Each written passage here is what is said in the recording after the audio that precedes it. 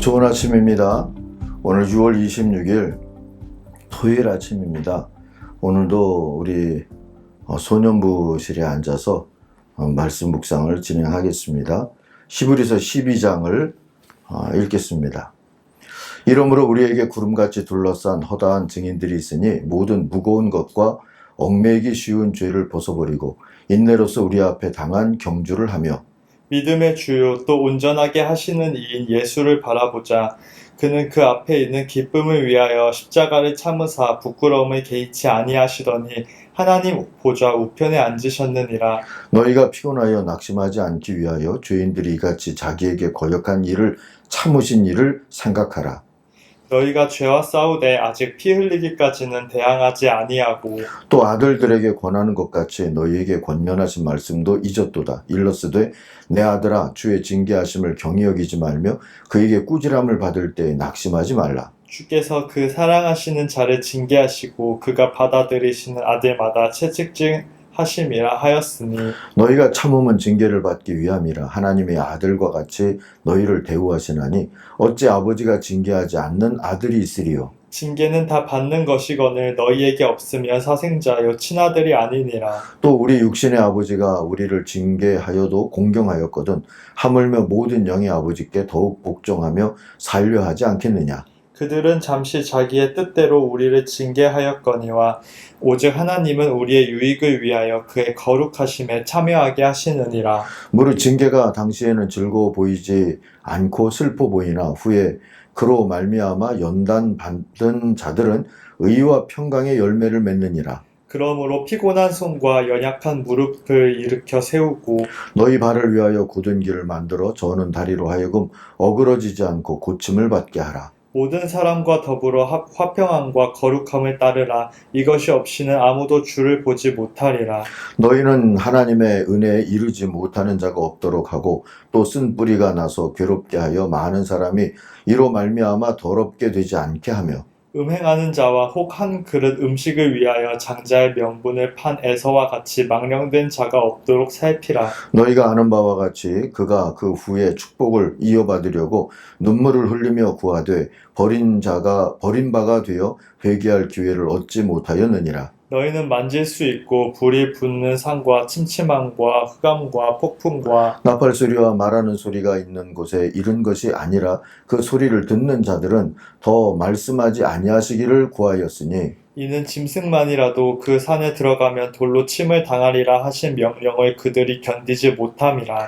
그 보이는 바가 이렇듯 무섭기로 모세도 이르되 내가 심히 두렵고 떨린다 하였느니라. 그러나 너희가 이른 곳은 시온산과 살아계신 하나님의 도성인 하늘의 예루살렘과 천만 천사와 하늘에 기록된 장자들의 모임과 교회와 만민의 심판자이신 하나님과 및 온전하게 된 의인의 영들과 새 언약의 중보자이신 예수와 및 아벨의 피보다 더 나은 것을 말하는 뿌린 피니라. 너희는 삼가 말씀하신 일을 거역하지 말라. 땅에서 경고하신 일을 거역한 이들이 피하지 못하였거든 하물며 하늘로부터 경고하신 일을 배반하는 우리일까 보냐. 그때에는 그 소리가 땅을 진동하였거니와 이제는 약속하여 이르시되 내가 또 한 번 땅만 아니라 하늘도 진동하리라 하셨으니라. 이 또 한 번이라 하심은 진동하지 아니하는 것을 영전하게 하기 위하여 진동할 것들 곧 만드신 것들이 변동될 것을 나타내심이라. 그러므로 우리가 흔들리지 않는 나라를 받았은즉 은혜를 받자. 이로 말미암아 경건함과 두려움으로 하나님을 기쁘시게 섬길지니 우리 하나님은 소멸하는 불이심이라. 아멘. 오늘 제목을 잘 달리기 지침이라고 정했습니다. 11절을 다시 보겠습니다. 모든 훈련은 그 당시에는 즐거움이 아니라 괴로움으로 생각되지만 나중에는 이것으로 연단받은 사람들에게 의로움이 깃든 평화로운 열매를 맺게 합니다. 참 귀한 말씀입니다. 신학교 졸업 수련회 때 강사 목사님이 주신 교훈을 기억하고 있습니다. 목회는 마라톤입니다. 오르막도 있으면 내리막도 있습니다. 당면한 조건에 흔들리지 말고 있는 곳에서 최선을 다해 달리십시오. 그때 강사 목사님이 그러셨어요. 그때의 교훈을 여러분과도 오늘 아침 나누고 싶습니다. 여러분, 인생은 마라톤입니다. 가장 중요한 건 오르막이든 내리막이든 우선은 잘 달리는 거라는 사실입니다. 여러분은 어떻습니까? 잘 달려왔고 또 잘 달리기를 원하십니까? 잘 달리지 못했다면 그 이유는 무엇일까요? 말씀을 의지하고 오늘 한번 진단을 해보십시다. 첫째로 무거운 것과 얽매이기 쉬운 죄에 붙들리면 잘 달리지 못했을 겁니다.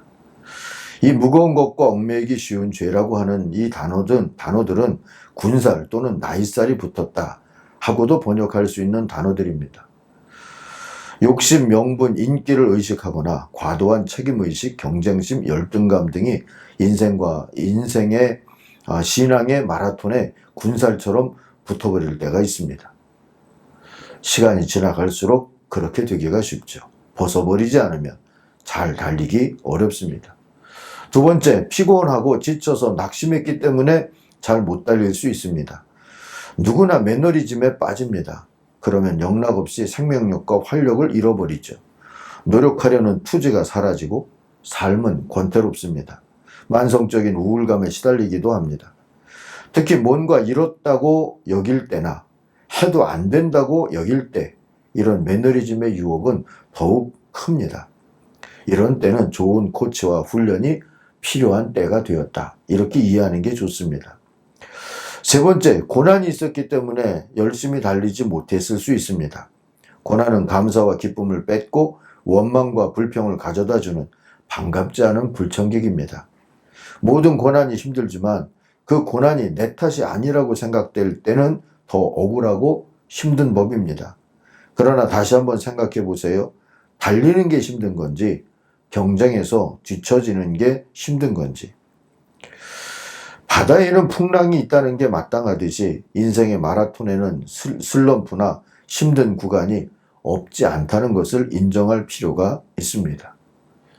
이제 경쟁 심리나 아니면 두리번거리거나 다른 사람을 바라보는 것은 좀 멈추어 두고 이 고난의 시기에 중요한 건 왜 나는 요 모양일까가 아니라 누구 때문에 내가 이렇게 됐을까가 아니라 자, 이제부터 어떻게 하면 잘 달릴 수 있을까? 그렇게 시작하는 거라는 걸 기억하시는 게 좋습니다.